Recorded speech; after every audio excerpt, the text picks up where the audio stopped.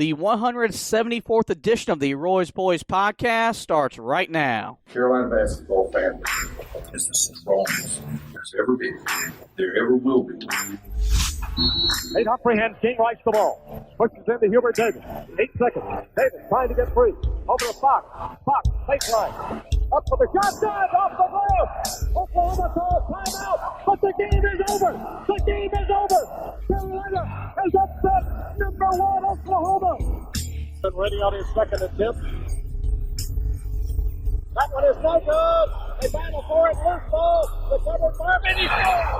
With 20 seconds left to play. Goes back to Michael Jordan. Jumper from out on the left. Good! 63, 62, 13, 12, 11. Georgetown with one timeout. Brent Brown looking. Throw away to Worthy. 35. The Tar Heels are going to win the national championship. Carolina with foul. He takes the timeout. Technical foul. Technical foul. Brown gets it into Williams. Here comes Williams front court. Williams on the drive. Gets it back out to head. Long outside shot. Short rebound. It's over. And how about the Tar Heels? They are the national champions. The Tar Heels are the national dadgum champions. And that's what it takes when you big time games. You got to compete. You do it with your brain, and you got to do it with your heart too. And that's pretty doggone good. From QCBroadcasting.com, this is the Roy's Boys podcast with your host, Josh Marlowe. Hey everybody, welcome to another edition of the Roy's Boys podcast. We are powered by Carolina Electrical Services. Josh and Anthony back with you. Carolina's got a big week of basketball ahead of them as they are at Clemson tomorrow night and at Duke on Saturday. And, buddy, this is, first off, this Carolina off this past weekend, but a productive weekend for the Tar Heels. They now own the longest win streak in the ACC, and they now sit just a game and a half outside of first place. So from 0-2 in the league, where the sky was falling, we thought this team wasn't really going to turn into what they're turning into right now, to winning 6 out of their last 7, and right there in the thick of things to win another regular season ACC championship. Time to apologize to the team for thinking that their loss to Georgia Tech was a very, very bad one. Yeah. Because Georgia Tech's actually pretty dang good. So, this is kind of what we thought would happen if they were able to sort of win both of the games that we talked about last week. Last week. Look, this is the position that they're used to being in, and the door's open in the ACC, and that's not something that should really shock anybody with the way the ACC has been this year. And Carolina's got a chance to take advantage of it. And look, you talked about 2 road games against Duke, who, of course, has the name, has the history. We know that. It's a great rivalry matchup. That's one thing that we've got to talk about, of course, as we go throughout the week. But, the game against Clemson is a much different game than what it was when we talked about it a couple weeks ago. If you go back and listen to the edition of the podcast before that game got postponed that was supposed to be played in the Smith Center, we both thought Clemson would win. We thought Clemson would win. We thought Clemson was a team that was probably going to make the NCAA tournament. Now, I don't think that's going to happen. They are a completely different team. They're coming off of just getting blown out by Duke. But this is still a pretty important part on the schedule for Carolina. I feel like this is another week where you can go 2-0. I don't know if you have to go 2-0, but I think at the least you have to go on the road and beat Clemson. But this is the best that we felt about a Carolina team in a while. And I think that it's good to be back to this type of feeling. There's still probably a little bit of uneasiness from what we saw early in the year. Maybe just worry that you could eventually go back to that. But I feel like this team has really found a rhythm because of the younger guards. That's something to be extremely excited about as you head into a game that looked much different just 3 weeks ago. Yeah, look, I think Clemson is still an NCAA tournament team, and that's why this is a big chance for Carolina to get another big one on their resume. You got to think they only got 1 quad win on their resume as of right now. They've been really good in quad 2, quad 3, and quad 4, as Isaac Shade, who came on the podcast last week, told me. But they still got to start stacking wins, and this is a good chance for them. We'll worry about Duke later because that's a whole different entity. But to go on the road to beat Clemson would be a big deal for this team. Last week we went on the road to beat Pittsburgh, and that's maybe their best win of the entire season in terms of going on the road, playing well. Adam Lucas wrote a great article saying that there was 9 times Pittsburgh cut the lead down to 4. The very next time down the floor, Carolina scored that way. They never became a one-possession game. This team is getting tougher. They're learning how to win in the ACC, and you're going to need that against Clemson on Saturday. This is one of the best defensive teams, not in the ACC, but in the entire country, only allowing 63.5 points per game. Amir Sims is a premier big man in the ACC. He leads the Tigers in scoring, rebounding, and assists, so a versatile, do-it-all guy that's going to stretch out the floor, be on the perimeter. He can take and make the three-point shot. We've seen the problems Carolina's had with guarding those kind of stretch fours this year. Justin Champagnie had a monster game for Pittsburgh just a week ago. But you look at Carolina, you look at the way they've been playing, and everything it's starting to fall into place as we thought it was going to, but we didn't think it was going to take this long to happen. But you look at this team right now, winning 6 out of 7, a game and a half outside of first place. You win both these games this week, and all of a sudden you're really continuing to win the ACC. You're moving up your seed line. This is as big a week for Carolina basketball in February as I can remember. And now, granted, look, is that because the program's not where it usually is? Maybe that's true, because this is the best we've felt since that 2019 season when you had Kobe White and those guys, because that's how bad last year was.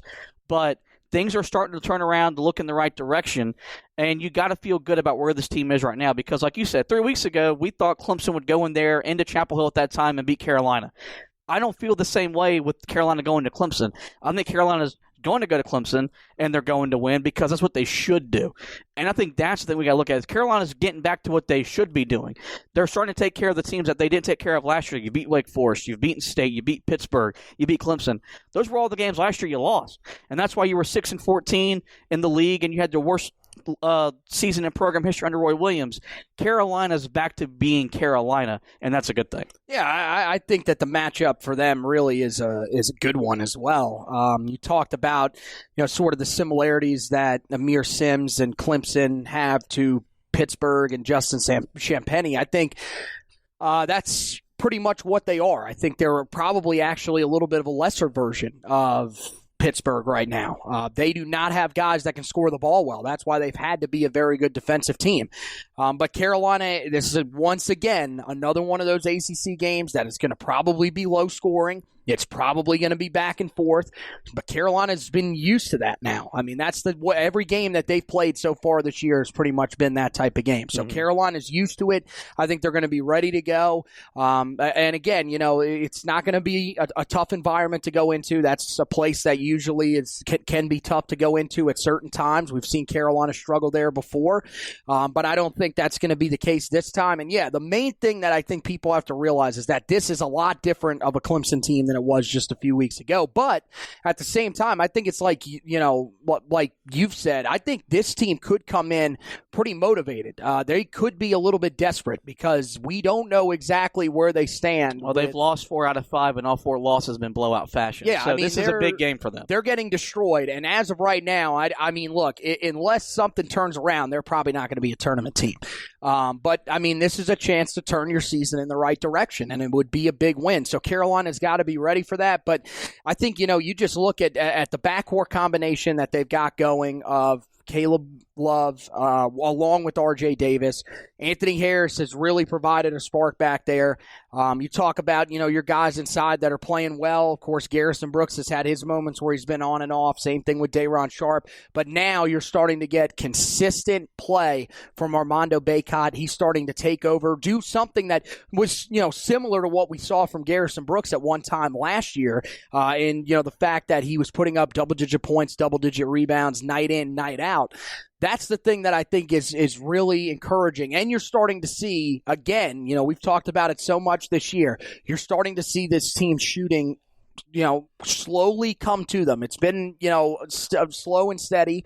Most guys have, been on and off throughout the year, but you can start to see it coming together for multiple guys at the same time. And I think that's the thing that's most encouraging. But yeah, I mean, this is the type of basketball that we expect Carolina to be playing at this time of year.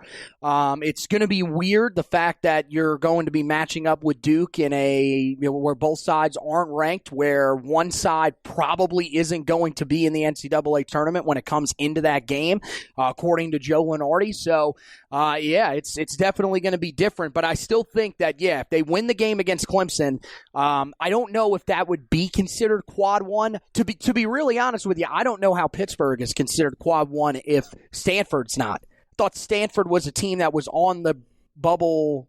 Yeah, they were, I think next 4 out last time I saw them. Wouldn't that be quad one? I don't really understand how it's location and everything. That was a neutral court game. That's why that's not considered a quad one win. That was their second game of the year.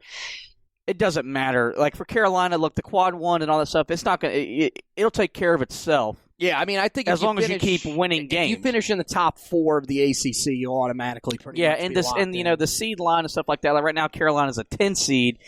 It's still the first week of February. We haven't even gotten the committee's version of the bracket just yet, so it's all helter-skelter. It doesn't really matter. Yeah, I'm going to be honest with you. I don't think Joe Lunardi knows anything this year. I think that all of those seed lines, all that is just completely out there because you have so many different teams that have wildly different resumes because of games being canceled from COVID, all that kind of stuff. So, this year it's going to be as hard as it has ever been for the NCAA to seed the tournament.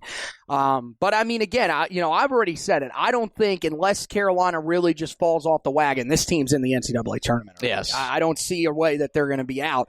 But these would be 2 really big wins. And I think the main thing is that, the more wins that you can string together consecutively or really just period, the better it is because that this year other teams in this conference are going to lose. We've seen it night in and night out. There are upsets every time that they take the floor because that's just the type of season that we're dealing with. So the more upsets that you can avoid, if you're Carolina, the better chances are that you can win this conference. Because when I sit here right now, I think that you could probably win this conference with 4, maybe even 5 losses. I really think that's where you're sitting at right now. So there is still a margin for error, but this is a week where you've got a chance to come away 2-0. And to be honest with you, you're probably sitting in your locker room looking at those games on paper and saying we should come away 2-0. Yeah, I think their confidence is at a high level. Armando Bacot mentioned in the postgame after they beat Pittsburgh a week ago saying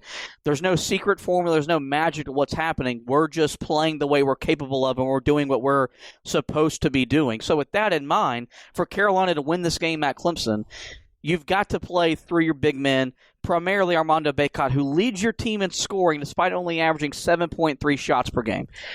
Simply put, he needs to get the ball more often. He is Carolina's first option on offense, and he should be for the rest of the season unless something drastic happens and we get Garrison Brooks of old to return. I don't think that's going to happen because Carolina doesn't need him to be the player he was last year on this year's team. But the offense is starting to come together. They've scored 80 in 3 of their last 5 games. The lowest amount of points they've scored in the last 5 games is only 75, so they're starting to score the ball at the rate that Carolina is supposed to, as they're now average 74.5 points per game. Clemson only averages 64.5 points per game. Their shooting numbers has climbed up to 44%. The rebounding margin in this game, Carolina will be plus on the boards going off the stats. Their assist numbers are better than Clemson's. Their blocks numbers are better than Clemson's, and their steals are identical. So I feel like this is a very winnable game for Carolina. It's a very losable game for Carolina as well, but with the confidence that's in this locker room, and it starts with the backcourt, that Caleb Love and R.J. Davis, they're more confident players. Even if their stat lines don't prove that they're playing better, their confidence level is higher and it's more noticeable. This is a confident team. Roy Williams has more confidence in this team, and I think these are the kind of games that they're now used to winning because every game they've won outside of that maybe NC State game at home has been kind of rocky. It hasn't been pretty, but they make the plays that you got to make to win the game, and that's what we're going to have to do at Clemson. And I think they're going to do that to get their 4th straight win, improve to 7-3 in the ACC, and then we'll move on to Duke. Well, you said that Roy definitely trusts his team a lot more, and I think you're 100% right on that. You can see that by the fact that the bench has been shortened over the last few games, something that we didn't see at all last year. We never saw that because he never really trusted his team. This team is different, and there's reasons to be confident with what you're seeing from Caleb Love and R.J. Davis, who are growing as the season has gone along. I agree with you. I think Armando Bacot is the guy that you got to play through. Look, I understand that you don't want to play through him the entire game because teams are going to try to start taking him away, but you've got to have him taking more than 7 shots a game with how efficient he has been so far. He's shooting 65% from the field. Give him the ball. I mean, you give him an opportunity to go to work.